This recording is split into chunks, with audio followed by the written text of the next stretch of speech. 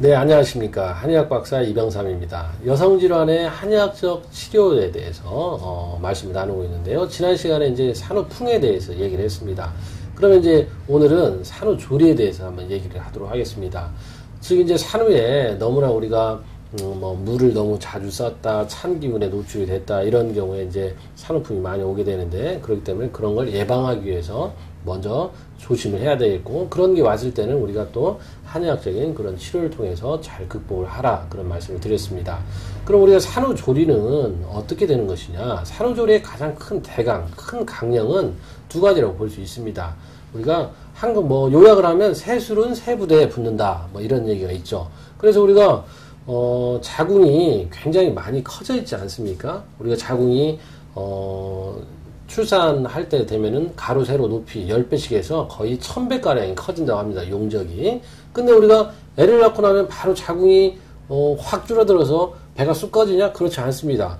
우리가 애를 낳고 나도 저 사람이 거의 임신 8, 9개월 막달 애를 낳나? 이렇게 할 정도로 꺼져 있지 않은데, 그만큼 이제 자궁이 부어 있고 커져 있고 이런 상태입니다. 그렇기 때문에 자궁의 크기를 줄이고 자궁을 수축시키는 것이 가장 큰 목표가 됩니다. 자궁 수축이 안 되고 또 출혈이 멈추지 않으면 큰 문제가 되죠. 그것에 의해서 자궁을 적출하는 경우도 있습니다. 그래서 자궁을 원활하게 잘 수축을 시키고, 또 그 안에 우리가 태반이 떨어져 나가면서 남아있는 그런 혈관 조직들, 그 남아있는 고여있는 혈액들이 있습니다. 그걸 우리가 오로나 어혈이라고 합니다. 오로라고 하는 건 나쁜 이슬, 우리가 이슬로 참 표현한 것은 참 선조들이 참 굉장히 문학적인 것 같습니다. 하여간에 그 나쁜 고여있는 피를 빨리 자궁 수축을 통해서 배출을 시키고, 그 다음에 우리가 혈액이 굉장히 부족한 상태 아니겠습니까? 우리가 뱃속에서 아이를 키울 때 혈액이 많이 소모가 됐고, 또 출산하면서 또 혈액이 소모가 되고, 또 출산 후에 모유수를 통해서 또 혈액이 소모가 됩니다. 모유라고 하는 것도 따로 어떤 조직이 있어서 모유만을 생산하는 게 아니고, 우리가 모세혈관이 유선으로 되고 결국은 혈액이 변해서 모유가 된다라고 하는 것입니다. 그렇기 때문에 우리가 혈액이 많이 소모됐기 때문에 혈액을 많이 보강하는 그러한 약을 써야 됩니다.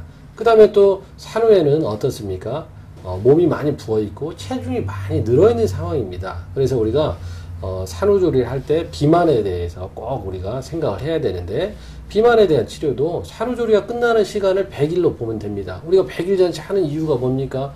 100일이 되면 원래 몸 상태를 찾았다 하는 것입니다. 자궁도 원래대로 크기대로 수축이 되어 있고, 또 자궁의 경부가 닫히는까지 시간이 100일이 걸리는 것입니다. 그래서 그 100일을 축하하는 의미에서 100일 잔치를 하는 것이죠.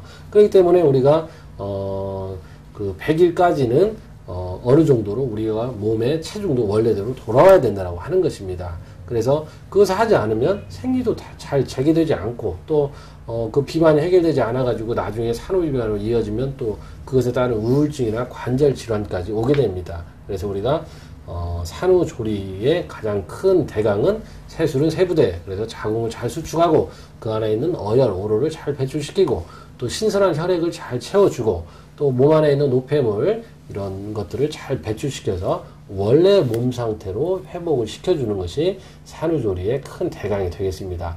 여러분들 아이를 잘 출산하셨으니까 이제 그것에 맞게 잘 조리를 하셔서 평생 건강한 몸을 유지하시기 바랍니다. 감사합니다.